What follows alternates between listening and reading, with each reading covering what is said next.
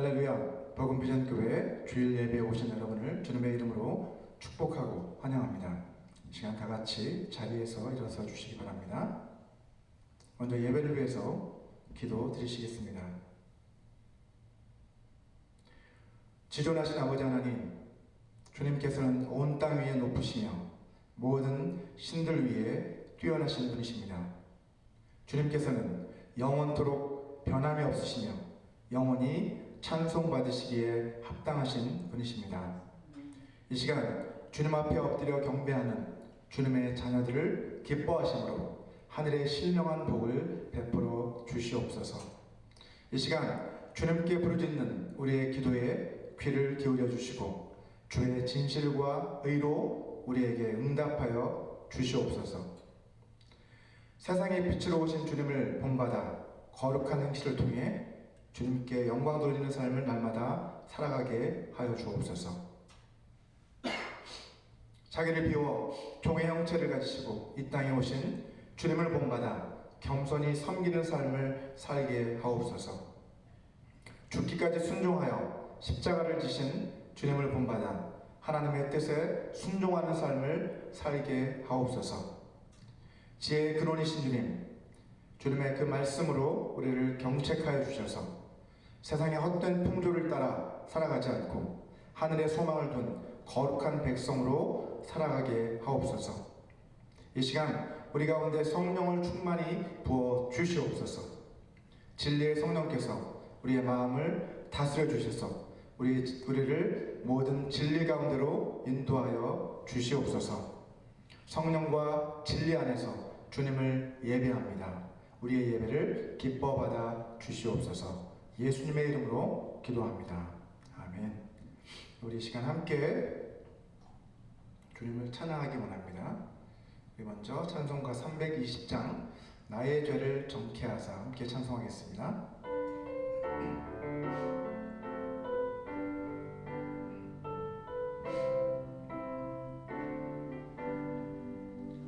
나의 죄를 정케 하사 주의 일꾼 삼으신 구세주의 넓은 사랑 항상 찬송합니다.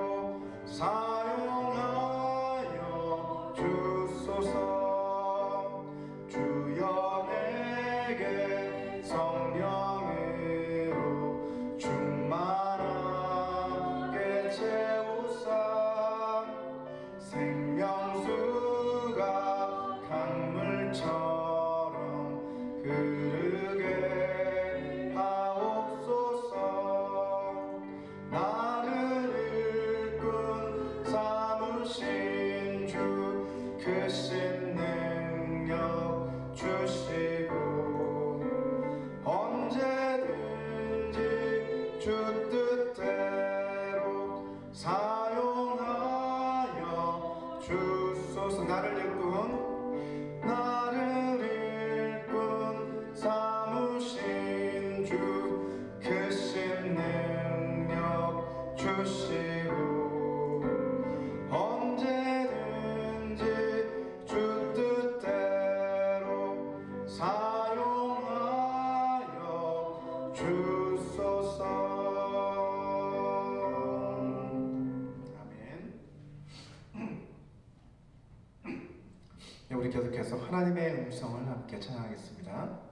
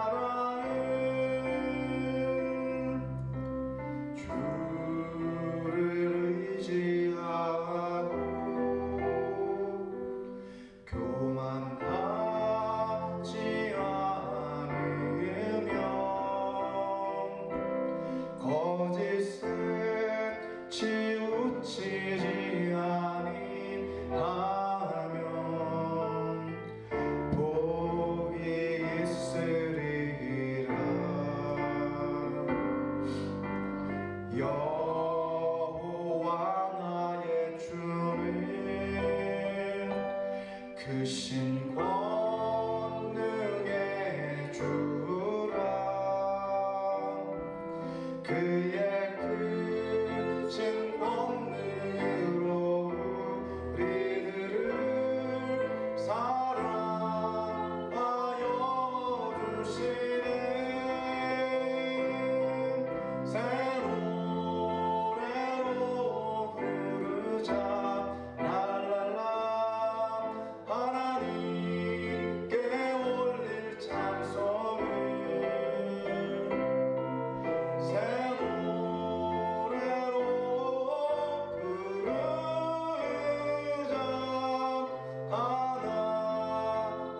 하나님 사랑을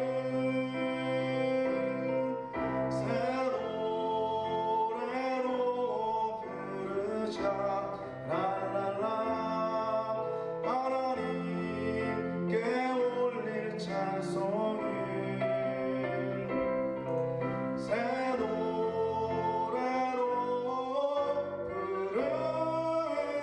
부르자. 하나님 사랑을.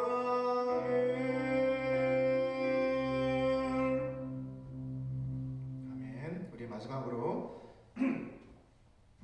비준비하심이라는 찬양 함께 믿음으로 고백하겠습니다.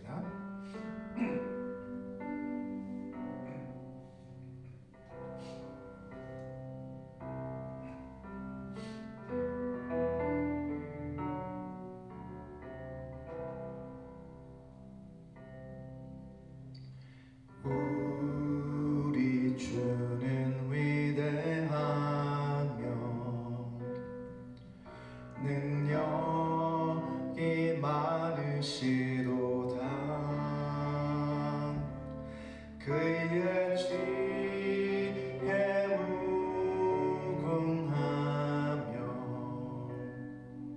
인자는 영원하도다.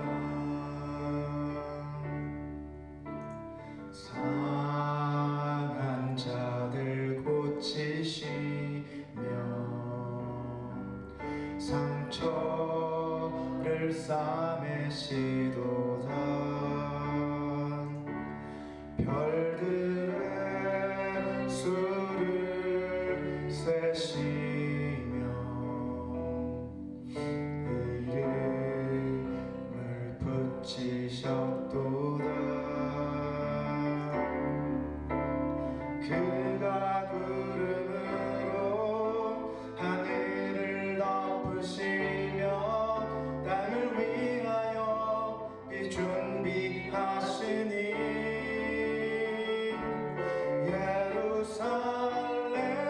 예루살렘아 여호와를 찬송할지어다. 내 하나님을 감사함으로 그 앞에 나가며 주 임재 앞에 경배해.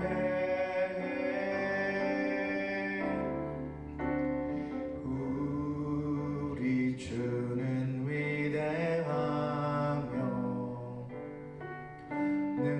능력이 많으시도다. 그의 지혜 무궁하며 능력은 영원하도다. 상한 자들 고치시며 상처를 싸매시도다. 별들의 수를 세시며 이름을 붙이셨도다. 그가 구름으로 하늘을 덮으시며 땅을 위하여 비 준비하시니 예루살렘아 여호와를 찬송할지어다. 내 하나님을 감사함으로 그 앞에 나가며 주 임재 앞에 경배해. 그가 구름으로 하늘을 덮으시며 나를 위하여 비 준비하시니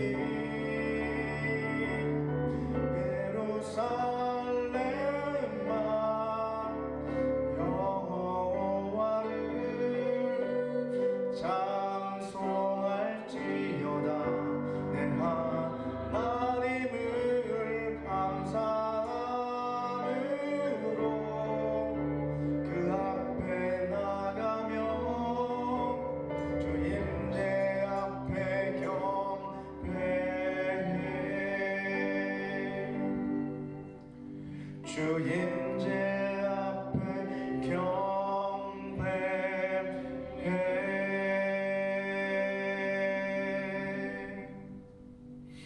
아멘. 모두 자리에 앉으시겠습니다.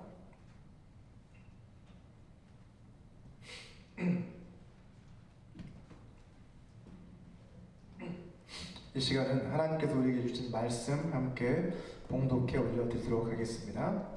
오늘 주신 말씀은 마가복음 6장 14절에서 29절까지의 말씀입니다. 마가복음 6장 14절에서 29절까지의 말씀을 제가 봉독해 올려드리도록 하겠습니다.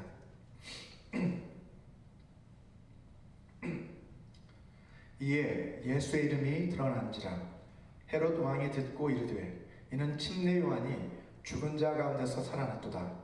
그러므로 이런 능력이 그 속에서 일어나느니라 하고, 어떤 이는 그가 엘리야라 하고, 또 어떤 이는 그가 선지자니 옛 선지자 중에 하나와 같다 하되, 헤롯은 듣고 이르되 내가 목벤 요한 그가 살아났다 하더라. 전에 헤롯이 자기가 동생 빌립의 아내 헤로디아에게 장가든 고로 이 여자를 위하여 사람을 보내어 요한을 잡아 옥에 가두었으니, 이는 요한이 헤롯에게 말하되 동생의 아내를 취한 것이 옳지 않다 하였습니다. 헤로디아가 요한을 원수로 여겨 죽이고자 하였으되 하지 못한 것은, 헤롯이 요한을 의롭고 거룩한 사람으로 알고 두려워하여 보호하며 또 그의 말을 들을 때에 크게 번민을 하면서도 달갑게 들음이러라. 마침 기회가 좋은 날이 왔으니 곧 헤롯이 자기 생일에 대신들과 천부장들과 갈릴리의 귀인들로 더불어 잔치할세, 헤로디아의 딸이 친히 들어와 춤을 추어 헤롯과 그와 함께 앉은 자들을 기쁘게 한지라. 왕이 그 소녀에게 이르되 무엇이든지 내가 원하는 것을 내게 구하라, 내가 주리라 하고, 또 맹세하기를 무엇이든지 내가 내게 구하면 내 나라의 절반까지라도 주리라 하거늘, 그가 나가서 그 어머니에게 말하되 내가 무엇을 구하리이까? 그 어머니가 이르되 침례 요한의 머리를 구하라 하니, 그가 곧 왕에게 급히 들어가 구하여 이르되 침례 요한의 머리를 소반에 얹어 곧 내게 주기를 원하옵나이다 하니, 왕이 심히 근심하나 자기가 맹세한 것과 그 앉은 자들로 인하여 그를 거절할 수 없는지라. 왕이 곧 시위병 하나를 보내어 요한의 머리를 가져오라 명하니, 그 사람이 나가 옥에서 요한을 목베어 그 머리를 소반에 얹어다가 소녀에게 주니, 소녀가 이것을 그 어머니에게 주니라. 요한의 제자들이 듣고 와서 시체를 가져다가 장사하니라. 아멘. 오늘 본문의 이야기는 지난 시간에 살펴본 7절부터 13절에 기록되어 있는 예수님의 전도 실습 이야기, 그리고 다음 시간에 살펴보게 될 30절부터 44절까지에 기록되어 있는 오병이어 사건, 이 두 사이에 끼어 있는 이야기입니다. 사실 이야기의 흐름을 고려해 본다고 한다면 우리 13절에서 곧바로 30절로 넘어가는 것이 훨씬 더 자연스럽다고 볼 수 있습니다. 과연 그런지 한번 확인해 보고 넘어가도록 하겠습니다. 먼저 우리 본문 12절과 13절 말씀을 읽고 나서 곧바로 30절과 31절 말씀을 연결해서 읽어보도록 하겠습니다. 자, 12절 보면 제자들이 나가서 회개하라 전파하고 많은 귀신을 쫓아내며 많은 병자에게 기름을 발라 고치더라. 그리고 넘어가면 사도들이 예수께 보여 자기들이 행한 것과 가르친 것을 낱낱이 고하니 이르시되 너희는 따로 한적한 곳에 가서 잠깐 쉬어라 하시니, 이는 오고 가는 사람이 많아 음식 먹을 겨를도 없음이라. 이렇게 읽어보니까 어떻습니까? 마치 본래 하나의 이야기인 것처럼 너무나도 자연스럽게 넘어가는 것을 볼 수 있습니다. 자, 그렇다면 이 둘 사이에 끼어있는 오늘 본문의 이야기는 무엇에 관한 이야기인가요? 대부분의 한글 성경과 영어 성경에서는 이 부분의 제목이 침례 요한의 죽음이라고 되어 있습니다. 그것은 아마도 오늘 본문의 내용의 4분의 3 이상이 침례 요한의 죽음에 관한 이야기를 다루고 있기 때문일 것입니다. 하지만 오늘 본문의 이야기를 통해 마가가 우리에게 전해주고자 하는 핵심 메시지는 침례 요한의 죽음이 아니라 그것을 통한 무엇이었습니다. 마가는 도대체 왜 이야기의 흐름까지 끌어가면서 침례 요한의 죽음에 관한 이야기를 이렇게 자세히 우리에게 소개하고 있는 것일까요? 오늘 본문은 14절에서 16절까지의 말씀, 그리고 17절에서부터 29절까지의 말씀, 이렇게 크게 두 부분으로 구분을 해볼 수 있습니다. 자, 첫 번째 부분은 14절에서 16절까지는 예수님에 대한 소문을 들은 헤롯 왕이 보인 반응이 어떠했는지를 말해주고 있고요. 자, 두 번째 부분인 17절에서 29절까지는 과거의 이야기로 헤롯 왕이 왜 그런 반응을 보였는지에 대해서 마가가 설명해 주는 부분입니다. 자, 침례 요한이 죽은 것은 이미 과거에 일어난 사건인데 그것에 대해 이야기를 해주며 왜 헤롯 왕이 지금 이런 반응을 보이고 있는지를 설명해 주고 있다는 것이죠. 자, 먼저 본문 14절 말씀부터 한번 살펴보도록 하겠습니다. 14절을 보시면 이에 예수의 이름이 드러난지라 라고 시작을 하고 있습니다. 자, 한글 성경에서 이에 예수의 이름이 드러난지라 헤롯 왕이 듣고 라고 번역하고 있는 그 부분을 헬라어 원문을 보게 되면 좀 다르게 되어 있습니다. 이에 맞게, 원문에 맞게 한번 번역을 해본다면 이렇게 번역을 해볼 수 있습니다. 헤롯 왕이 그의 곧 예수님의 이름이 널리 알려진 것을 듣고, 좀 더 자연스럽게 해석을 해보면 헤롯 왕이 예수님의 높아진 명성에 관해 듣고, 이렇게 번역을 할 수 있을 것 같습니다. 자, 지난 시간에 살펴본 예수님의 전도 실습을 통해서 제자들이 둘씩 짝을 지어 각 마을로 다니면서 능력을 행하고 또 복음을 전했을 때 예수님의 이름이 어떻게 된 거예요? 널리 알려지게 된 거예요. 그리고 그 명성이 높아지게 된 것이죠. 자, 실제로 각 마을로 찾아다니면서 더러운 귀신을 내어쫓고 병든 사람들을 치료해주며 또 회개의 복음을 선포했던 사람들은 제자들이었어요. 하지만 그 결과 누구의 명성이 높아지게 됐습니까? 오히려 예수님의 이름이 높아지게 되는 것을 우리는 확인할 수 있는 것이죠. 자, 이처럼 여러분, 전도는 하나님 나라의 영광을 위한 것이지 나 자신의 이름을 내세우기 위해, 나 자신의 영예를 드러내기 위한 것이 결코 아닙니다. 죄송합니다. 전도는 예수님의 이름을 높이고 널리 전하는 것이지 나 자신의 이름을 알리는 것이 결코 아니라는 것을 우리는 반드시 명심을 해야 합니다. 자, 사복음서를 살펴보게 되면 헤롯이라고 하는 그 이름을 가진 사람들이 여러 명 등장을 합니다. 자, 그런데 그들은 모두 헤롯 가문에 속한 사람들이었습니다. 자, 그 가운데서 가장 먼저 등장하는 헤롯은 예수님이 탄생할 무렵에 유대 지역을 다스렸던 헤롯 1세, 보통은 헤롯 대왕이라고도 불리는 그러한 인물입니다. 마태복음 2장 1절에서 기록하고 있는 것처럼 여러분, 동방박사들에게 유대인의 왕이 태어났다라는 그런 소식을 듣고 나서 베들레헴과 그 지역 일대에 태어난 2살 이하의 영아들을 다 학살하도록 그렇게 명령을 내렸던 그 사람이 바로 이 헤롯 1세, 헤롯 대왕입니다. 자, 그는 유대인이 아니었지만 유대인들의 환심을 사기 위해서 46년에 걸쳐서, 예수님이 오시기 전 46년에 걸쳐서 예루살렘 성전을 재건을 한 사람입니다. 자, 그 성전이 바로 예수님 당시에 예루살렘 성전인데, 그래서 그 성전을 다른 말로 헤롯 성전이라고도 부르기도 합니다. 자, 화면에 한번 우리 헤롯 대왕의 가계도를 한번 띄워주시기 바랍니다. 족보를 좀 띄워주시기 바랍니다. 자, 헤롯 대왕의 가계도가 지금 화면에 보이시는데, 화면에서 보시는 것처럼 헤롯 대왕, 자, 예수님 탄생 당시에 영아들을 학살했던 그 헤롯 대왕의 후손들이 어떻게 되어 있는지를 볼 수가 있죠. 자, 헤롯 대왕에게는 여러 명의 아내가 있었고 또 그들을 통해 여러 명의 아들들을 낳았다는 것을 알 수 있습니다. 자, 거기 여러 아내들의 이름들이 기록되어 있잖아요. 미리암이라고 하는 여인은 똑같은 이름을 가진 두 아내가 있었고, 말다케라는 아내도 있었고요. 그 다음에 클레오파트라라는 또 아내도 있었다는 것을 볼 수가 있습니다. 자, 그 중에서 헤롯 아켈라오와 그리고 헤롯 안티파스, 세 번째와 네 번째 좀 진하게 표시되어 있는 이 헤롯 아켈라오와 헤롯 안티파스는요, 같은 어머니 아래에서 태어난 아들이에요. 그러니까 친형제가 아니죠. 헤롯 대왕의 첫째 아들 헤롯 아켈라오와 둘째 아들 헤롯 안티파스라고 하는 왕이 있었습니다.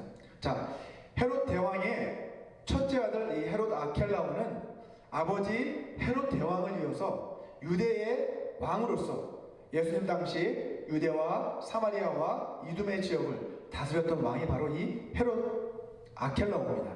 자, 그는 유대인들을 지나치게 압제하였어요.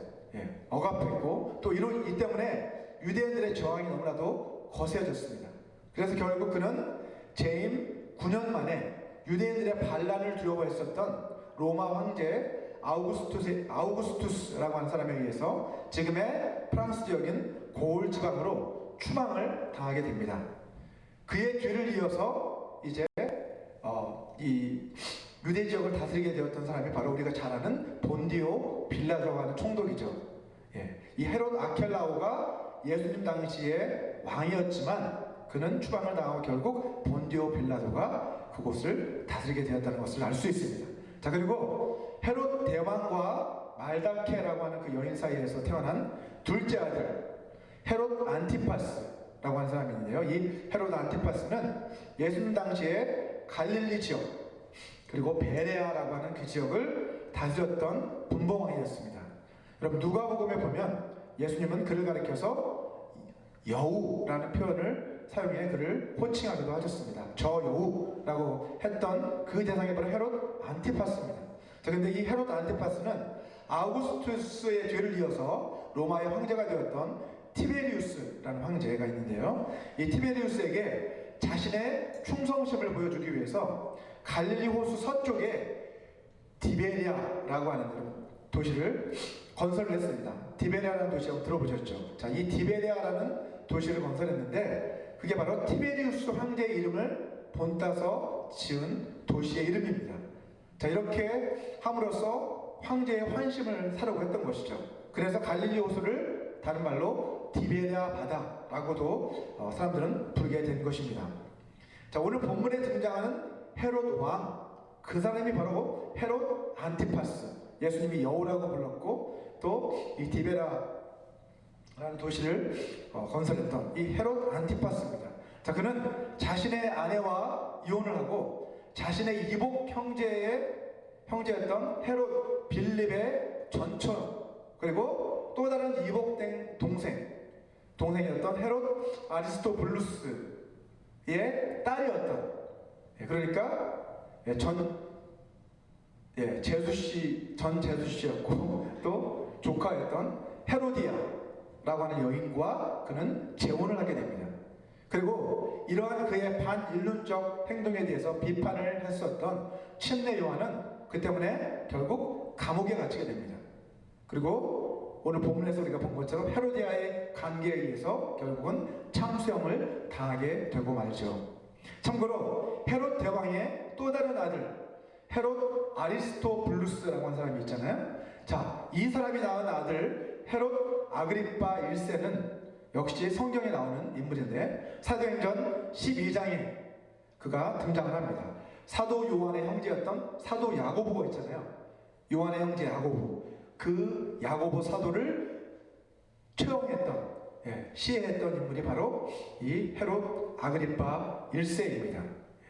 마지막으로 헤롯 대왕과 클레오파트라라고 하는 여인 사이에서 태어난 또 다른 헤롯이 있는데 그 헤롯 빌립이라고 하는 사람이죠. 헤롯 빌립이 둘이 있는데 원이 있고 투가 있는 겁니다. 근데 이 헤롯 빌립은 구분하기 위해서 분봉왕 헤롯 빌립이라고 보통 부릅니다. 근데 갈릴리 북동쪽에 갈릴리 지역 그 북동쪽이 또 있는데 그쪽이 이두레 또 드라고닌이라고 하는 지방을 다스렸던 분봉왕이었습니다. 참고로 여기에 나오는 클레오파트라라고 하는 여인은 우리가 잘 아는 이집트의 여왕, 그 유명한 클레오파트라가 아니죠. 전혀 다른 인물입니다. 착각하지 마시기 바랍니다. 그런데 이집트의 클레오파트라와 구별하기 위해서 보통 예루살렘의 클레오파트라라고 부르는 여인이 바로 이 여인입니다. 자, 분봉왕 헤롯 빌립, 그가 다스렸던 지역은 대부분 이방 지역이었는데 그는 헤롯 가문의 사람들 가운데서 사람들로부터 가장 좋은 평가를 받았던 왕이었습니다. 하지만 그 역시 말년에 30년이나 연하인 헤로디아의 딸, 거기 손녀뻘이죠, 그 살로메와 결혼을 했습니다. 자, 이처럼 헤롯 가문은 세상적인 기준으로 보면 성공한 가문처럼 보일지 모르지만 윤리적으로나 또는 영적인 눈에서 본다면 전혀 그렇지 못한 가문이었다고 할 수 있습니다. 다시 본문 말씀으로 한번 다시 돌아가 보도록 하겠습니다. 자, 예수님에 대한 소문을 들은 헤롯 안티파스, 이제 아시겠죠? 이 헤롯 안티파스는 어떤 반응을 보이고 있습니까?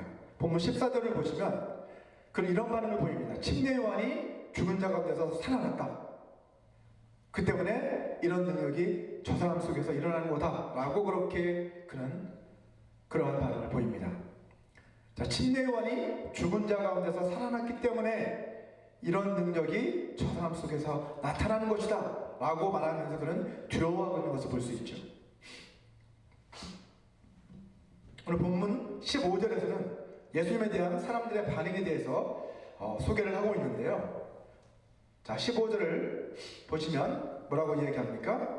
어떤 사람들은 예수님을 엘리야라고 하는 사람도 있었고, 또 어떤 사람들은 예수님을 선지자들 가운데 한 사람이다 라고 그렇게 생각하는 사람들도 있었다는 것을 이야기하고 있습니다.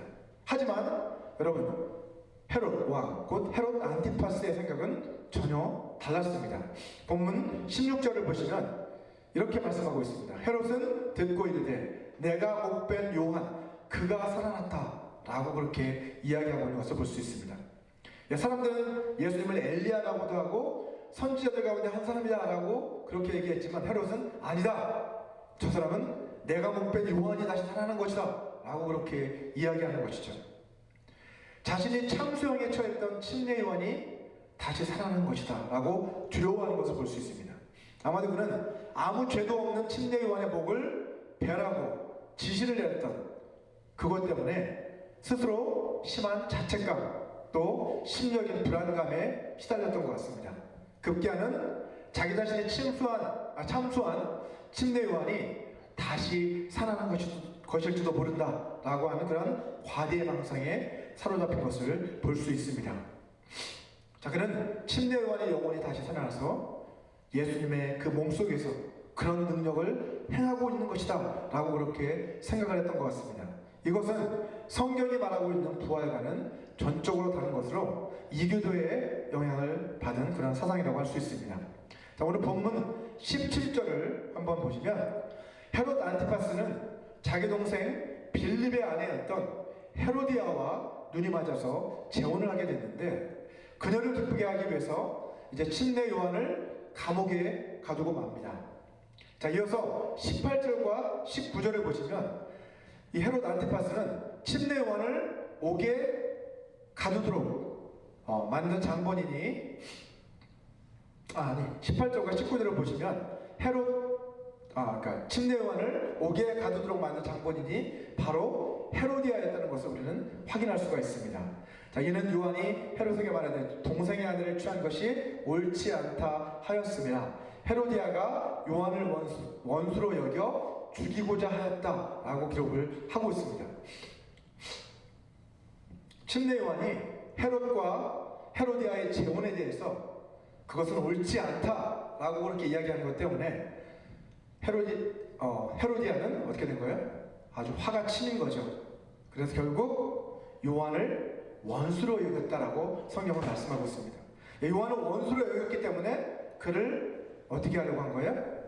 제거하려고, 저를 죽여버려야 되겠다라고 하는 그러한 생각을 헤로디아는 품게 된 것입니다. 하지만 그녀가 그렇게 할 수 없었던 이유는 뭡니까? 오늘 본문 20절을 보시면 헤롯이 요한을 의롭고 거룩한 사람으로 그렇게 알고 있었기 때문에, 그렇게 대하고 있었기 때문에, 그래서 두려운 마음에 헤롯은 이 침례 요한을 보호해 주었다라고 말씀하고 있습니다. 결국 그는 죽일 수는 없었던 것이죠. 아내를 두려워해서 아내의 마음을 얻기 위해서 옥에는 가두었지만 차마 두려워서 죽이지 못했던 것이죠. 또 그 뒤에 말씀을 보면 그의 말을 들으면 몹시 괴로워하면서도, 즉 침례 요한이 바른 말을 했기 때문에, 이것이 옳지 못하다라는 말을 계속해서 했기 때문에 그 말을 들으면 마음이 괴롭죠. 그죠? 자기를 욕하는 거니까 괴로운 마음이 들면서도 어떻게 해요? 오히려 달게 들었다라고 얘기하고 있습니다. 그만큼 이 헤롯 안티파스는 침례 요한이라는 인물에 대해서 굉장히 두려움도 가지고 있었지만 공경하는 마음도 가지고 있었다는 것을 알 수 있습니다. 그래서 자기 아내를 생각하면 죽여야 되겠지만 차마 두려워서 그러지 못하고 있는 거예요. 자, 근데 때마침 절호의 기회가 이 헤로디아에게 찾아왔다라고 성경은 이야기하고 있습니다. 21절 말씀이죠. 마침 기회가 좋은 날이 찾아왔다라고 말씀을 하고 있어요. 헤로디아에게 기회가 찾아온 것이죠. 그 기회란 바로 헤롯 안티파스의 생일 잔치였습니다. 헤롯은 자기 생일을 맞아서 대신들, 그리고 천부장들, 그리고 갈릴리 지역 일대의 귀인들을 다 초대해서 성대한 파티를 엽니다. 자, 본문 22절을 보시면 그 파티에서 특별 순서가 있었죠. 헤로디아의 딸이 직접 나와서 춤을 추는 그런 순서가 있었는데, 자, 이것을 본 헤롯과 모든 그 귀빈들은 아주 흡족해하는 모습을 볼 수 있습니다. 아마도 제 생각에는 그 소녀가 사람들의 혼을 쏙 빼는 만큼 아주 관능적인 그런 춤을 추었던 것 같습니다. 자, 그래서 기분이 한껏 업되어 있었던 헤롯은 어떻게 합니까? 헤로디아의 딸 살로메, 그 딸이 살로메라고 하는 여인인데 그 살로메한테 이렇게 얘기합니다. 내가 무엇을 구하든지 내가 다 너에게 주겠다 라고 그렇게 공언을 해버립니다. 심지어 맹세까지 했다라고 성경은 이야기하고 있죠. 내가 이 나라의 절반이라도 너한테 떼어주겠다 라고 그렇게 호언장담을 합니다. 그 파티에 참석했던 모든 사람이 이것을 다 듣고 마는 것이죠. 본문 23절 말씀입니다. 자, 그때까지만 해도 헤롯은 헤로디아가 어떤 계략을 꾸미고 있는지 전혀 눈치채지 못하고 있었습니다. 자, 본문 24절과 25절을 보시면 헤로디아의 딸인 살로메는 그 어머니 헤로디아의 지시대로 침례요한의 머리를 달라고 그렇게 청혼하죠. 그런데 어떻게 해요? 소반 쟁반에다가 그 머리를 잘라서 얹어서 저한테 주십시오 라고 하는 청혼하는 것을 볼 수 있습니다. 어떻게 이런 여자아이가, 어린 여자아이가 아무리 엄마가 시켰다 그래도 이렇게 끔찍한 그런 청을 할 수 있는지, 한마디로 그 어머니의 그 딸이라고 할 수 있겠죠. 결국 여러분, 헤롯 왕은 자기가 맹세한 것, 그렇죠? 사람들 앞에서 맹세를 해버렸잖아요. 그리고 함께 초대한 그 많은 사람들, 귀인들 다 그 이야기를 다 듣고 있었기 때문에 결국은 사람들의 눈치를 보고 결국 청을 거절하지 못합니다.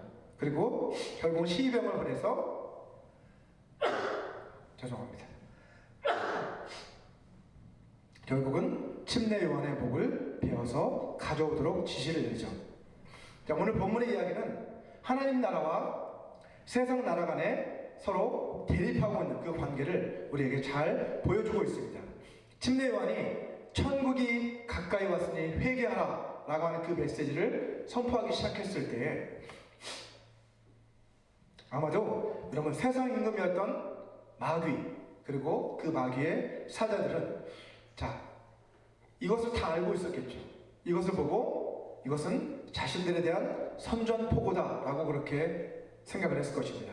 자, 그래서 그들은 어떻게 해서든 온갖 수단을 다 동원해서 어떻게 해서든지 침례 요한의 그 사역을 저지시키려고 그들은 노력을 했을 것이죠.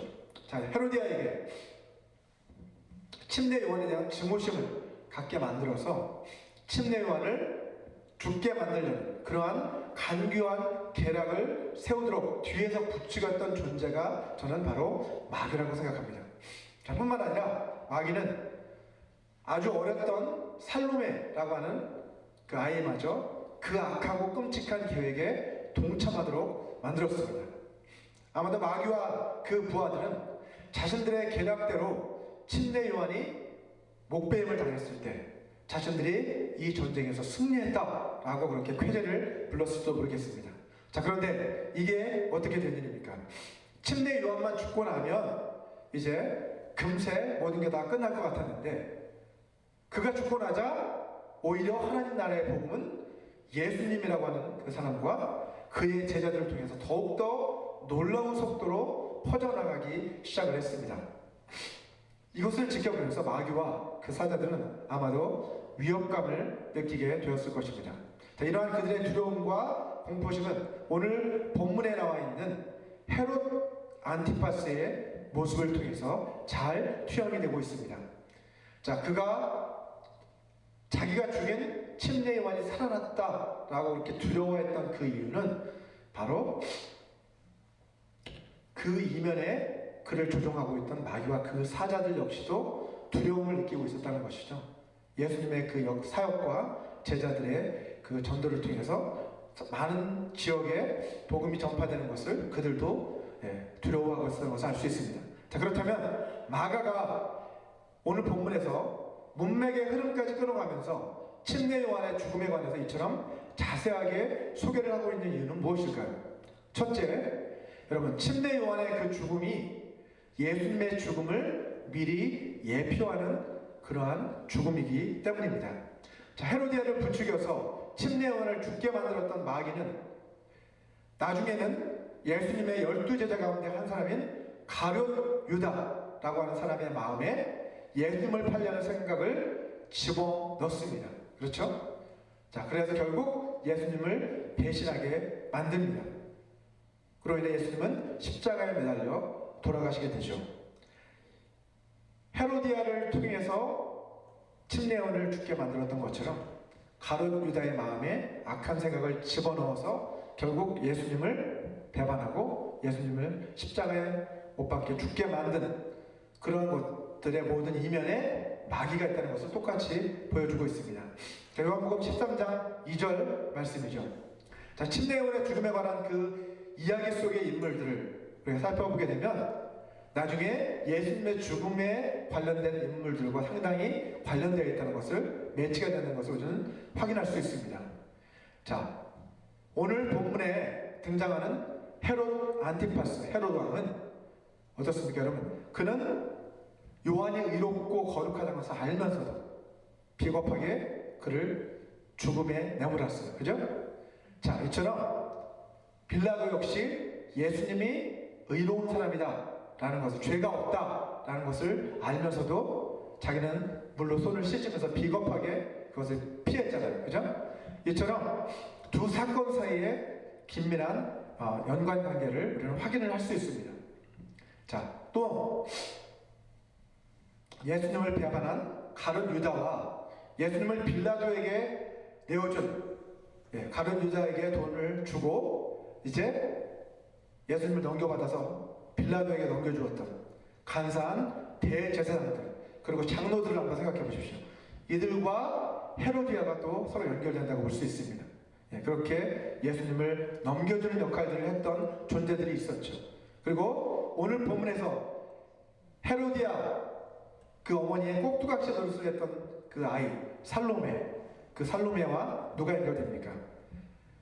대제사장과 장로들의 꼭두각시와 같은 역할을 하며 예수님을 바라보며 십자가에 못 박아라, 십자가에 못 박아라 라고 외쳤던 그 무지한 백성들, 그들과 또 서로 연관된다고 볼 수가 있습니다. 이처럼 여러분, 그 이면, 침례 요한의 죽음, 그리고 예수님의 죽음의 그 이면을 보게 되면 굉장히 비슷한 것을 우리는 확인할 수가 있습니다. 침례 요한이 죽음으로써 주의 길을 준비하는 자신의 사명을 그는 끝까지 완수했던 것처럼 이제 예수님 역시도 십자가에 달려 죽으심으로써, 이제 죽음으로써 당신의 사명을 완수하실 것을 오늘 본문의 이 이야기는 우리에게 예표해주고 있는 것이죠. 자, 두 번째로 침례 요한의 죽음은요, 예수님만이 진정한 주인공이시다라는 것을 우리에게 보여주고 있습니다. 여러분, 드라마나 영화를 보면 대부분 주인공은 끝까지 죽지 않는 것을 볼 수 있죠. 자, 죽었다가도 어떻게 합니까? 다시 살아난 것을 봅니다. 여러분, 사람들의 마음속에는 알게 모르게 주인공은 죽지 말아야 한다라는 그런 생각이 자리를 잡고 있는 것 같습니다. 어떤 사람들은 이것을 고정관념이라고 할 수 있지만 저는 이것이 인간 내면 깊숙한 곳에 자리 잡고 있는 영생에 대한 갈망, 그리움, 그것으로 인해서 비롯된 것이라고 저는 생각합니다. 자, 예수님을 믿지 않는 사람들은 자기 자신이 인생의 주인공이라고 생각하면서 살아갑니다. 저도 예수님을 믿기 전까지는 똑같은 생각을 가지고 살았습니다. 내가 이 세상의 중심이고 내가 이 세상의 주인공이다 라고 그렇게 착각하며 살았습니다. 내가 죽고 없어지면 이 세상은 나에게 아무 의미가 없다 라고 그런 어리석은 생각을 하면서 저는 살아왔었습니다. 하지만 예수님을 만나고 나서 그것이 얼마나 큰 착각이었는지를 저는 깨닫게 되었습니다. 성경을 통해서 예수님이 이 세상을 창조하시고 다스리시는 진정한 주인공이심을 저는 깨닫게 되었습니다. 침례 요한은 당시 그 지역의 사람들에게 엄청난 영향력을 끼쳤고 또 많은 존경을 받던 아주 위대한 인물이었음이 틀림없습니다. 자, 예수님께서도 여자가 낳은 자 중에 침례 요한보다 큰 사람이 없다 라고 그렇게 인정을 해주셨습니다. 하지만 여러분, 침례 요한은 자신이 주인공이 아니고 주님이 주인공이시다라는 것을 분명하게 그는 알고 있었습니다. 마가복음 1장 7절을 보시면 그는 이렇게 고백을 하죠. 나는 굽혀서 그의 신발끈을 풀기도 감당하지 못할 만큼 그렇게 낮은 자다 라고 그렇게 고백을 하고 있는 것을 볼 수 있습니다. 주님께 비하면 자기 자신은 주인의 신발끈을 메어드리는 종보다도 못한 존재다 라고 그렇게 고백을 하는 거예요. 침례 요한은 주인공이신 예수님을 돋보이게 만들기 위해서 출연한 조연일 뿐입니다. 드라마에도 주인공이 있고 조연들이 있잖아요. 조연의 역할은 주인공을 돋보이게 만드는 그런 역할들이죠. 이제 그는 자신의 역할을 다하고 역사의 무대 뒤편으로 이제 사라져 가는 것입니다. 자, 세 번째로 침례 요한의 죽음은요, 내가 낮아질 때 주님이 높아지신다라는 것을 우리에게 보여주기 때문입니다. 자, 요한복음 3장 30절을 보시면 침례 요한은 이렇게 고백합니다. 그는 흥하여야 하겠고 나는 쇠하여야 하리라. 예, 자기는 decrease 해야 되고 예수님은 increase 해야 된다라고 그렇게 그는 고백을 합니다. 이처럼 그는 조연으로서의 자신의 역할을 정확하게 잘 알고 있었던 사람이었습니다. 그는 마지막 순간까지 하나님 나라의 복음을 위해 살았던 사람이죠. 침례 요한과 마찬가지로 우리들도 하나님 나라를 위해서 우리가 기꺼이 우리 자신을 낮추고 오직 주님께만 영광을 돌리는 삶을 살아가기로 결단해야만 합니다. 또한 요한복음 12장 24절을 보시면 주님께서는 이런 말씀을 하십니다. 하늘의 밀이 땅에 떨어져 죽지 않으면 열매를 맺을 수 없고 죽으면 그로 인해 많은 열매가 맺히게 된다라고 주님은 말씀하셨습니다. 물론 이 말씀은 예수님 자신의 죽음에 대해 말씀하고 있는 것이죠. 하지만 이것은 침례 요한에게도 똑같이 적용할 수 있는 말씀입니다. 침례 요한이 주의 길을 예비하라 라고 하는 그러한 사명을 하나님께 받았는데 그 사명을 잘 감당했기 때문에 그는 죽고 나서도 하나님 나라의 복음이 어떻게 됐어요? 예수님과 그 제자들을 통해서 더 왕성하게 퍼져나갈 수 있었던 것이죠. 침례 요한이 예수님을 소개했기 때문에 예수님에게를 준비해 놓았기 때문에 복음이 그렇게 퍼져나갈 수 있었던 것입니다.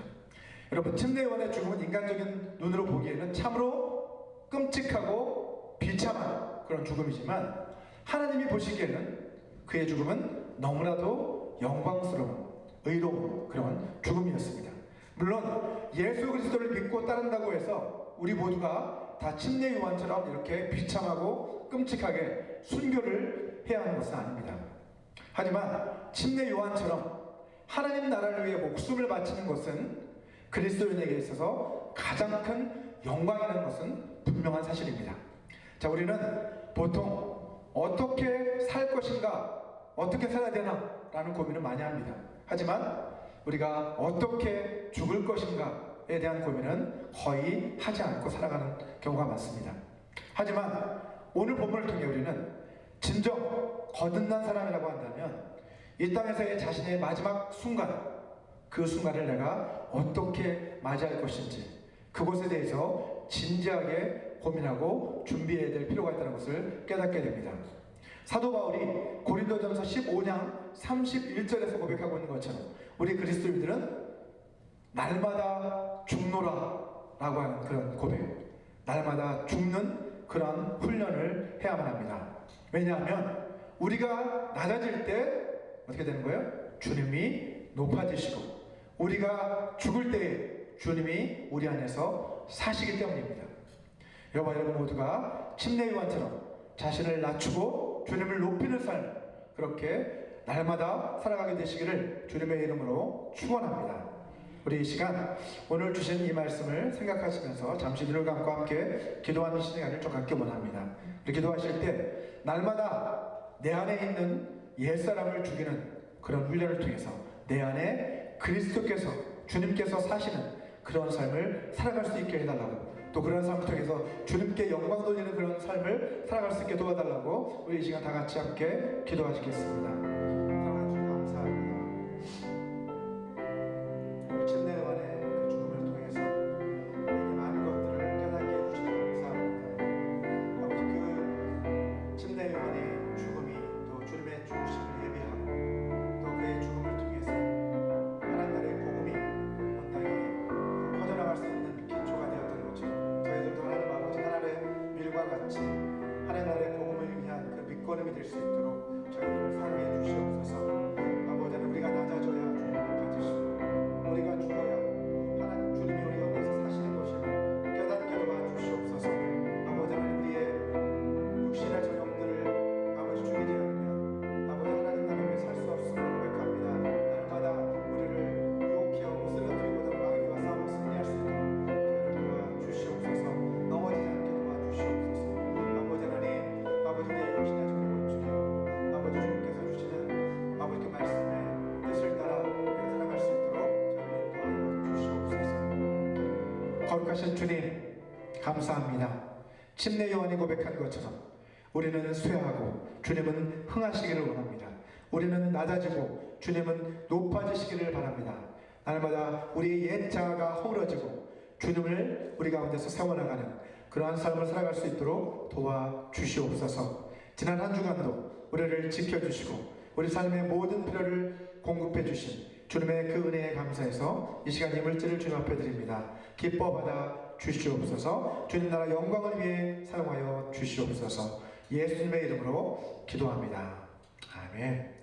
예, 감사합니다. 이 시간 모두 자리에서 일어나 주시기 바랍니다. 우리 함께 마지막 결단의 찬양 다시 복음으로 함께 부르신 뒤에 축도로서 예배를 마치도록 하겠습니다.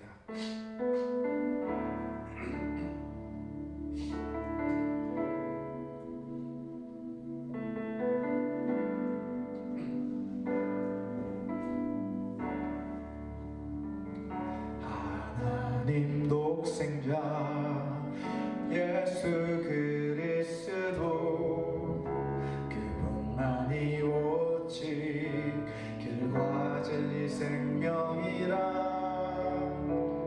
세상 다 변하고 사람들 변해도 나에겐 복음 십자가뿐이라. 독생자 예수 그리스도 그분만이 나의 길과 진리 생명이라. 세상이 비웃고 사람들 떠나도 나에겐 복음 십자가뿐이라. 다시 복음으로 다시 십자가로 다시 하나님께로 나아갑니다. 오직 복음만이 오직 십자가만이 오직 하나님만이 나의 전부입니다. 다시 복음으로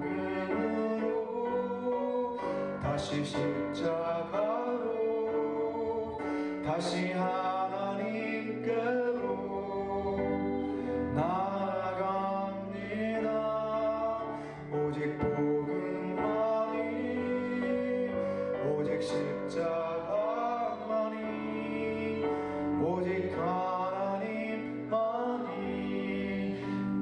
나의 전부입니다.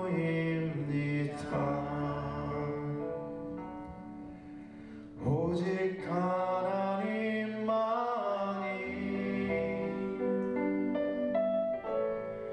나의 전부입니다.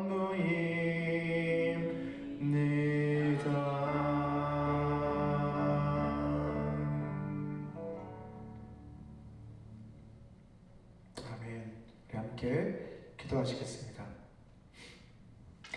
지금은 주 예수 그리스도의 은혜와 하나님의 사랑과 성령 하나님의 교통하심이 침례 요한의 고백처럼 자신은 쇠하고 주님은 흥하시며 자신은 낮아지고 주님은 높아지시는 삶을 살아가기로 소원하는 모든 사람들에게 영원히 함께 하시기를 간절히 축원하옵나이다.